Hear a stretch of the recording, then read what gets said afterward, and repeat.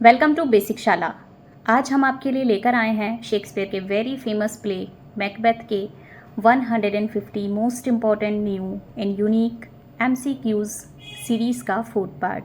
इस प्ले का ऐसा कोई भी क्वेश्चन नहीं बचा है जो हमने स्किप किया हो, तो जल्दी से चेक कर लीजिए कि आपको कितने क्वेश्चंस के आंसर्स पहले से पता हैं और कितने आपको याद करने हैं। वीडियो के लास्ट में हमें अपना स्कोर शेयर करना बिल्कुल भी ना भूलें।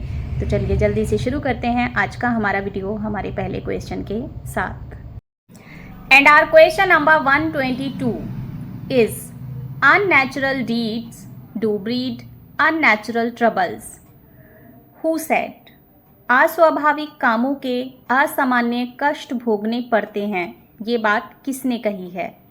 मैकबेथ, मैकडफ, मैल्कम या फिर डॉक्टर। इस क्वेश्चन का करेक्ट आंसर है option number D, doctor.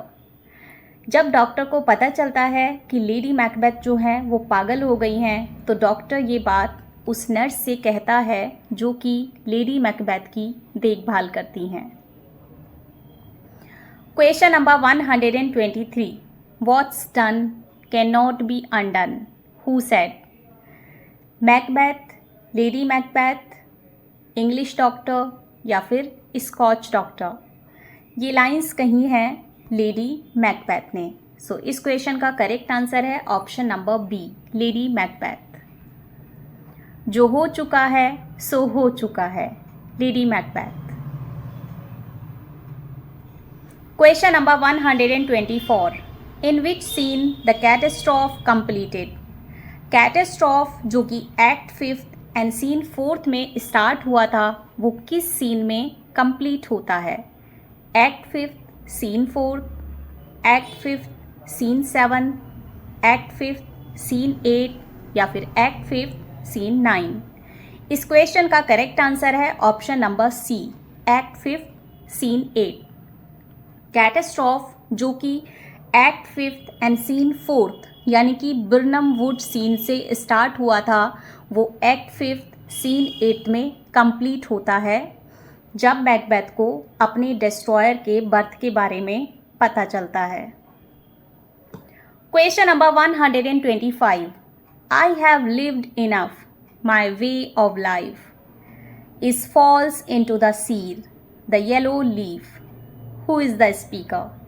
Macbeth, lady Macbeth, young seaward या फिर ओल्ड सीवर्ड। इस क्वेश्चन का करेक्ट आंसर है ऑप्शन नंबर ए, मैकबेथ। ये लाइंस कही हैं मैकबेथ ने। मैंने काफ़ी जी लिया है, मेरे जीवन की स्थिति अब पतझड़ की ओर बढ़ रही है। जब उसे अपने डिस्ट्रॉयर के बारे में पता चलता है, तब वो ये रियलाइज़ करता है कि अब मेरी मौत बिल्कुल नज़दीक है। तब वो ये लाइंस बोलता है। Question number 126 who ordered to the soldiers to cut a branch of a tree and carry it before him। Army के जो सोल्जर्स हैं उन्हें ये ऑर्डर कौन देता है कि सब ट्री की एक एक ब्रांच कट करके अपने सामने रख लो, यानी कि अपने आप को पेड़ों की टहनियों में छुपा लो। ये ऑर्डर कौन देता है? मैकडफ, मैकबेथ, मैल्कम या फिर रॉस। इस क्वेश्चन का करेक्ट आंसर है option number C, Malcolm. Malcolm अपनी आर्मी के सोल्जर्स को ये ऑर्डर देता है। Question number 127 I have almost forgot the taste of fears. Who is the speaker? Macduff, Malcolm, old Siward या फिर मैकबेथ। इस क्वेश्चन का करेक्ट आंसर है ऑप्शन नंबर डी, मैकबेथ। ये लाइंस कही हैं मैकबेथ ने। ये पूरा डायलॉग कुछ इस तरह से है। I have almost forgot the taste of fears, the time has been my senses would have cooled to hear a night shriek and my fell of hair would at a dismal treatise rouse and still as life were in I have supped full with horrors, direness familiar to my slaughter's thoughts cannot once start me. मैं पहले ही भय से पूर्ण मुक्त हो चुका हूँ। किसी समय रात में रोने की आवाज़ सुनकर ही भय से मैं कांप जाया करता था, और यदि भय और आतंक भरी कहानी ही सुन लेते तो मेरे सिर के बाल तक खड़े हो जाते थे, मानो उनमें प्राण हो। मैं जीवन में इतने आतंक भरे अनुभवों से गुजर चुका हूँ और मेरे खूनी विचारों से आतंक का इतना घनिष्ठ संबंध जुड़ चुका है कि अब ना तो इससे मैं प्रकंपित होता हूँ, ना ही चकित होता हूँ। ये पूरा डायलॉग बोला है मैकबेथ ने। जब सीटन मैकबेथ से बात कर रहा होता है तो वो किसी के रोने की आवाज़ सुनते हैं। तब सीटन कहता है कि मुझे किसी के रोने की आवाज़ सुनाई दी। तब मैकबेथ ये कहता है कि मैं भय से पूर्ण मुक्त हो चुका हूँ, अब मुझे किसी के रोने से, किसी भी डरावनी चीज़ से कोई डर नहीं लगता है। और सीटन ने जो आवाज़ सुनी थी रोने की, वो इसलिए रोने की आवाज़ सुनी थी क्योंकि लेडी मैकबेथ जो है वो इस टाइम मर चुकी है, और जहाँ लेडी मैकबेथ की डेड बॉडी पड़ी है वहाँ से रोने की आवाज़ अंदर आई है।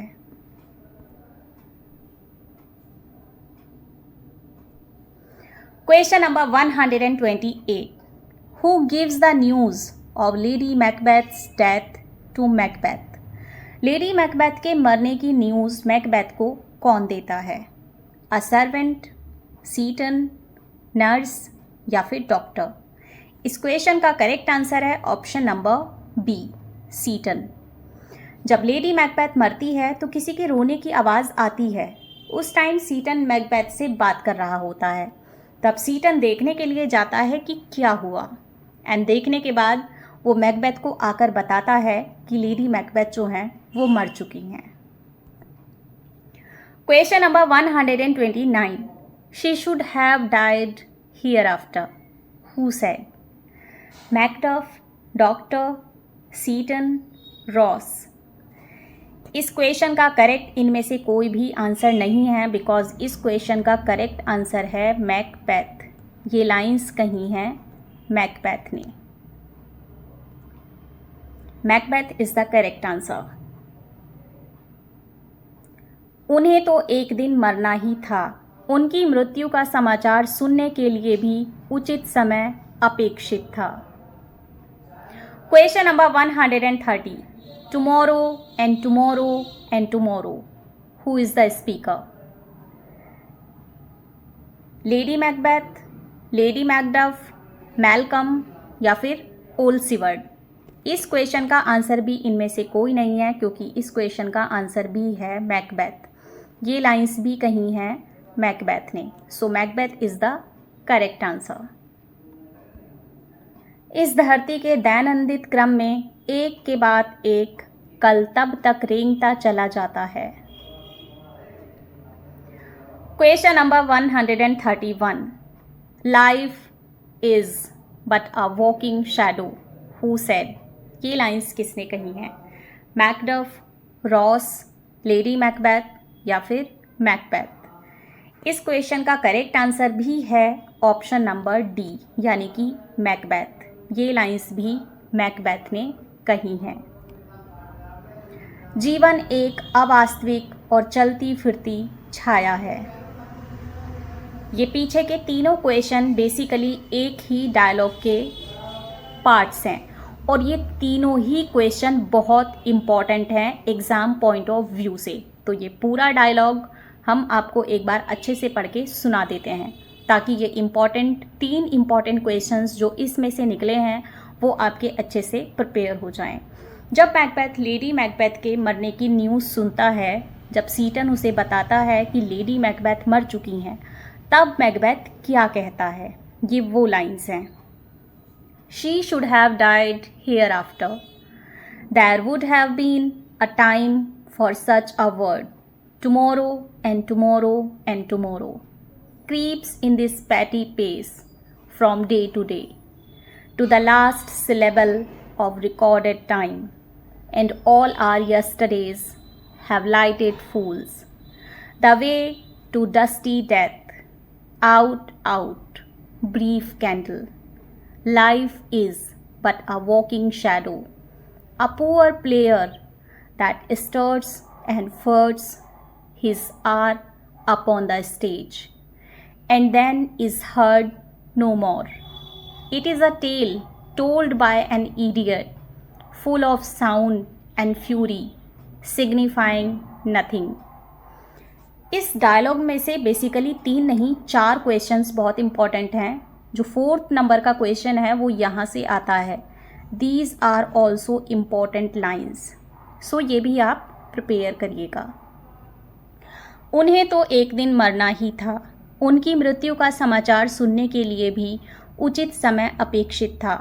इसे धरती के दैनंदिन क्रम में एक के बाद एक कल तब तक रेंगता चला जाता है जब तक कि इस धरती में हमारे जीवन का निर्धारित अंतिम दिन नहीं आ जाता.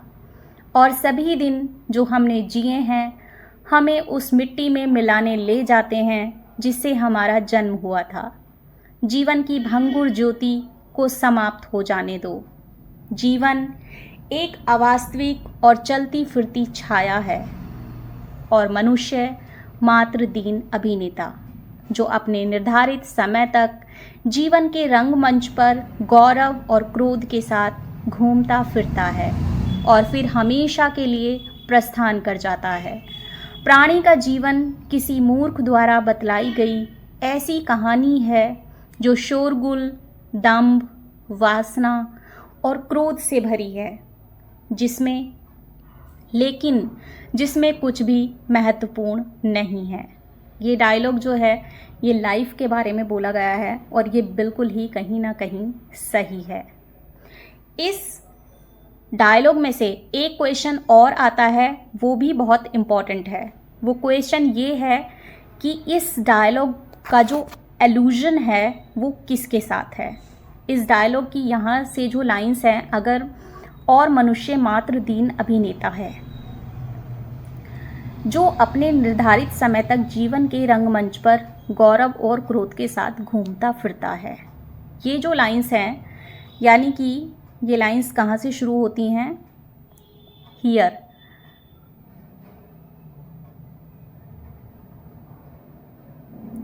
अ poor player that struts and frets. इन लाइंस का एल्यूजन किस प्ले की लाइन से है? तो इसका आंसर हो जाएगा, इसका एक आंसर तो है the merchant of Venice and दूसरा आंसर है as you like it. As you like it and the merchant of Venice दोनों में ही शेक्सपियर ने इंसान को एक अभिनेता बताया है और वही बात यहाँ पर भी कही गई है. तो ये एल्यूजन है the merchant of Venice and as you like it से. Question number 132. Who gives the news to Macbeth that Birnam Woods are coming within 3 miles of the castle? ये न्यूज़ कौन देता है मैकबेथ को कि बिर्नम वुड्स जो हैं वो कैसल से 3 मील की दूरी पर चलती हुई आ रही हैं कैसल की तरफ. Seyton, lady Macbeth, a servant, messenger. इस क्वेश्चन का करेक्ट आंसर है ऑप्शन नंबर डी, मैसेंजर. ये न्यूज़ जो है मैकबेथ को मैसेंजर देता है. And here is it the messenger. Question number 133. Despair thy charm and let the angel whom thou still hast served tell thee Macduff was from his mother's womb untimely ripped. Who is the speaker? Macbeth, बैंको, Ross या फिर Malcolm. इस question का correct answer भी इनमें से कोई नहीं है बिकॉज इस क्वेश्चन का करेक्ट आंसर है मैकडफ. ये लाइंस जो बोलता है मैकडफ बोलता है. So the correct answer is Macduff. अपने जादू पर विश्वास करना छोड़ और अपने दुष्ट इष्ट देव को जिसकी तुम हमेशा सेवा करते रहे हो जाकर बतलाओ कि मैकडफ किसी भी स्त्री से प्राकृतिक रूप से नहीं जन्मा. वह अपनी माँ के गर्भ से अपरिपक्व रूप से निकाल लिया गया था। ये लाइंस कही हैं मैकडफ ने। जब मैकबेथ मैकडफ को बताता है कि कोई भी स्त्री से जन्मा व्यक्ति मेरी हत्या नहीं कर सकता, तब मैकडफ उसे सच्चाई बताता है। Question number 134 and be these juggling fiends no more believed that palter with us in a double sense that keep the word of promise to our ear and break it to our hope, who said? ये lines किसने कही हैं? Macduff, बैंको, Ross या फिर Macbeth? इस question का correct answer है option number D, Macbeth. Juggling fiends डाइनो को मैकबेथ ने कहा है। तो यहाँ से ये हमें बिल्कुल क्लियर है कि ये लाइंस मैकबेथ ने कही हैं। डाइनो की बातों का किसी को विश्वास नहीं करना चाहिए जिन्होंने अपनी भविष्यवाणी से मुझे धोखा दिया है, क्योंकि उनके शब्द भिन्नार्थक हो सकते हैं। उनके शब्द भरोसेमंद और आश्वासनों से युक्त होते हैं, लेकिन वे हमारी आशाओं को भी छल जाते हैं। Question number 135 painted upon a pole and under writing, here may you see the tyrant, who is the speaker? ये लाइंस किसने कही हैं? यंग सीवर्ड, मैकडफ, मैल्कम या फिर रॉस? इस क्वेश्चन का करेक्ट आंसर है ऑप्शन नंबर बी, मैकडफ। ये लाइंस कही हैं मैकडफ ने। मैं तुम्हारी तस्वीर बनवाकर जनता के प्रदर्शनार्थ एक खंबे पर टंगवा दूंगा और उसके नीचे लिख दूंगा, यह एक जालिम है।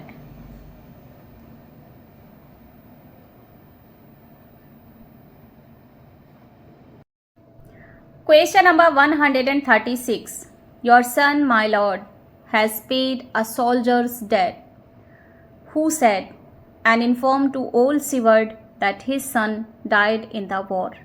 कौन कहता है कि तुम्हारे बेटे ने एक सोल्जर का फ़र्ज़ अदा कर दिया? और कौन इन्फॉर्म करता है ये बात कहकर ओल्ड सिवर्ड को कि उसका बेटा यानी कि यंग सिवर्ड वॉर में मारा जा चुका है? मैल्कम, मैसेंजर, अ सोल्जर या फिर रॉस? इस क्वेश्चन का करेक्ट आंसर है ऑप्शन नंबर डी, रॉस। ये न्यूज़ रॉस ओल्ड सिवर्ड को देता है। Question number 137 which title Malcolm promised to give to all lords that will be given first time in Scotland? कौन सी पदवी मैल्कम सारे लॉर्ड्स को देने का प्रॉमिस करता है जो कि स्कॉटलैंड में पहली बार दी जाएगी? थेन, कॉर्डर, अर्ल या फिर नाइट? इस क्वेश्चन का करेक्ट आंसर है ऑप्शन नंबर सी, अर्ल। वो सबको अर्ल की पदवी देने का प्रॉमिस करता है। Earl, a new title for nobility borrowed from the English system. Question number 138 who serves as an agent of nemesis? Nemesis का एजेंट इस प्ले में कौन है? मैकबेथ, मैल्कम, मैकडफ या फिर बैंको? इस क्वेश्चन का करेक्ट आंसर है option number C, Macduff. Question number 139 who wishes had he died 1 hour before Duncan's death? कौन इच्छा करता है कि काश मैं डंकन की मौत से 1 घंटा पहले ही मर गया होता, यानी कि मुझे ये न्यूज़ सुनने को ना मिलती, ये पैथेटिक, ये क्रूअल न्यूज़ सुनने को नहीं मिलती।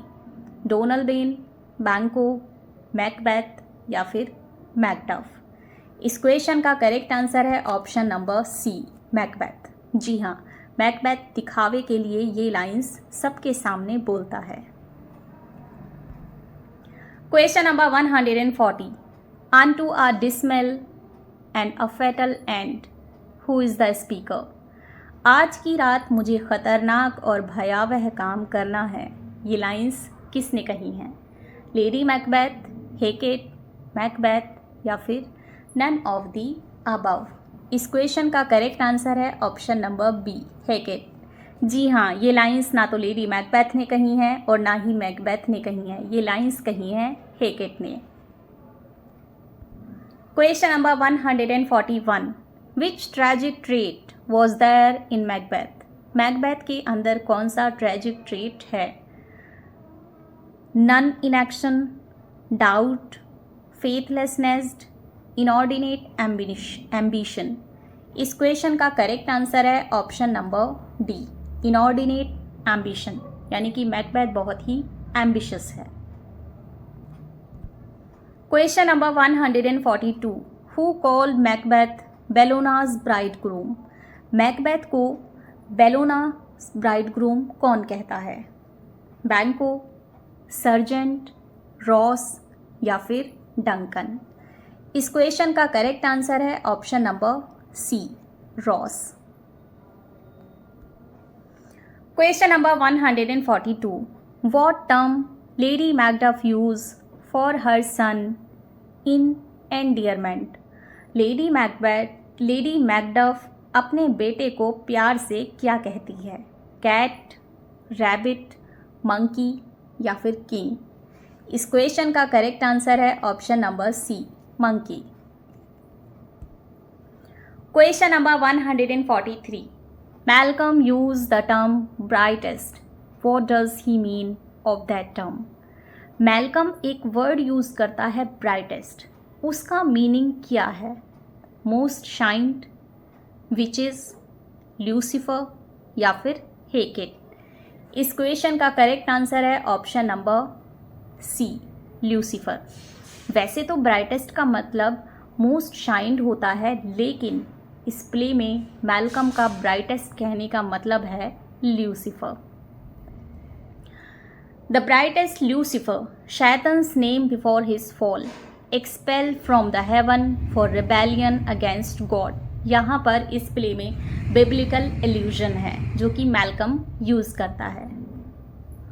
Question number 144, which song is sung after making the hell broth? Hell broth बनाने के बाद कौन सा सॉन्ग विचेस गाती हैं? Come away, willow willow willow, black spirits या फिर ब्लैक मैजिक। इस क्वेश्चन का करेक्ट आंसर है option number C, black spirits. जो विचेस हैं वो हेल ब्रोथ बनाने के बाद ब्लैक स्पिरिट्स नाम का सॉन्ग गाती हैं।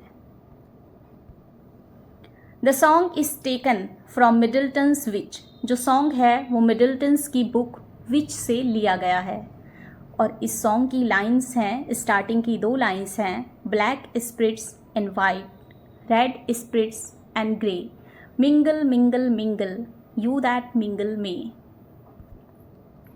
Question number 145, how does lady Macbeth died? Lady Macbeth कैसे मरती है? नेचुरल डेथ, मर्डर्ड, सुसाइड या फिर ट्यूबरक्लोसिस। इस क्वेश्चन का करेक्ट आंसर है option number C, suicide. Lady Macbeth suicide करती है।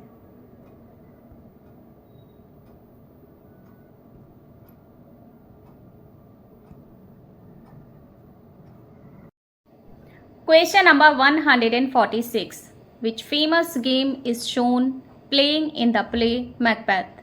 मैकबेथ प्ले में एक बहुत ही फेमस गेम दिखाया गया है, उस गेम का क्या नाम है?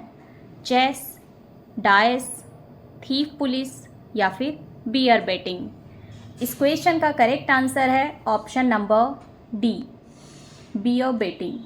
बियर बेटिंग एक बहुत ही फेमस गेम है जो इस प्ले में दिखाया गया है। Bear baiting is a blood sport in which a chain bear and one or more dogs are forced to fight one another. It may also involve pitting a bear against another animal. Until the 19th century, it was commonly performed in Great Britain, Sweden, India, Pakistan and Mexico, among others. भालू batting एक खूनी खेल है जिसमें एक जंजीर से बंधे भालू और एक या अधिक कुत्तों को एक दूसरे से लड़ने के लिए मजबूर किया जाता है। इसमें एक भालू को दूसरे जानवर के खिलाफ खड़ा करना भी शामिल हो सकता है। 19वीं शताब्दी तक यह आमतौर पर great Britain, Sweden, Bharat, Pakistan और मैक्सिको में खेला जाता था। Question number 34। एक्चुअली ये जो क्वेश्चन है ये आपका रिवीजन क्वेश्चन है जो मैंने पहले एक वीडियो में लिया था, लेकिन ये क्वेश्चन इतना ज़्यादा इम्पॉर्टेंट है कि मैं इसे दोबारा इस वीडियो में डाल रही हूँ। There was a procession of 8 kings with Banquo's ghost. What object was there in the hand of last king? इस प्ले में एक 8 किंग का प्रोसेशन दिखाया गया है बैंको के घोस्ट के साथ। उस प्रोसेशन में जो लास्ट वाला किंग है उसने अपने हाथ में क्या लिया हुआ है? A flower, a pot, a dagger या फिर अ ग्लास। इस क्वेश्चन का करेक्ट आंसर है option number D, a glass.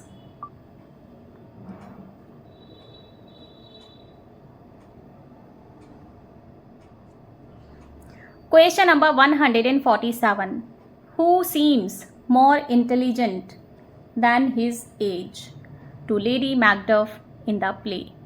Lady Macduff को उसकी उम्र से ज़्यादा इंटेलिजेंट कौन दिखाई देता है इस प्ले में? लेडी मैकबेथ, फ्लिएंस, मैकडफ्स सन या फिर डोनाल्बेन। इस क्वेश्चन का करेक्ट आंसर है ऑप्शन नंबर सी, मैकडफ्स सन, यानी कि उसे अपना बेटा उसकी उम्र से ज़्यादा इंटेलिजेंट दिखाई देता है क्योंकि वो क्वेरीज करता है। ये उसका अपना बेटा है, छोटा सा बेटा है। तो फ्रेंड्स, ये तो था हमारी 150 most important new unique and exam oriented MCQ about Macbeth series का 4th पार्ट। आई होप ये आपके एग्जाम के लिए बहुत ही फ्रूटफुल होगा। कल हम आपसे फिर मिलेंगे एक बहुत ही नए वीडियो के साथ। तब तक अगर आपको वीडियो पसंद आई हो तो चैनल को सब्सक्राइब एंड शेयर करना बिल्कुल भी ना भूलें और जल्दी से जल्दी वीडियो को लाइक भी कर दीजिए। एंड हाँ, कमेंट सेक्शन में हमें अपना स्कोर शेयर करना बिल्कुल भी ना भूलें। तो फ्रेंड्स, ऐसे ही more important exam oriented questions देखने के लिए बने रहिए हमारे साथ, देखते रहिए बेसिक शाला।